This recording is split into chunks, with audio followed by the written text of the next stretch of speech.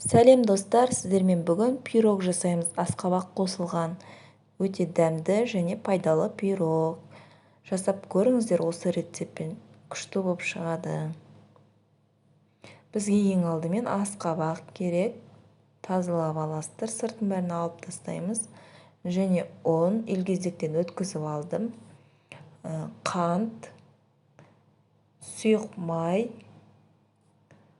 грамдарын описанияға жазып қоямын. Жұмыртқа, тоз, ванилин, разрыхитель керек болады. Ұнға біз тозды, разрыхительді, ванилинді салып, жақсылап араластырып қойып қоямыз. Достар, менің каналыма тіркеліп, қоңыраушыны басып қойыңыздар. Комментария жазып, лайк басыңыздар.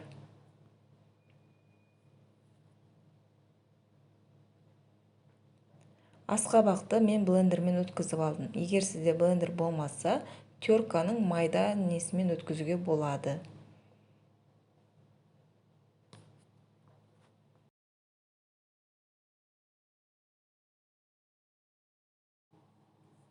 Жұмыртқамызды жарып, қантты салып, араластырамыз. Миксермен болмаса, венчиктің көмегімен араластыра алсаңыздар болады. Сосын ұнды ақырындап сеуіп, сұйық майды құйып, қасықтың көмегімен бір қалыпты араластырасыздар. Жақсылап араластырып болған соң, асқабақты салып араластырамыз. Жақсылап араластырыңыздар, араласпай қалып жүрмесін. Осында бізде масса пайда болды. Қою. Духовканы алдына қыздырып қоямыз, достар. Табаны майлап. Менде 22 размерлі таба.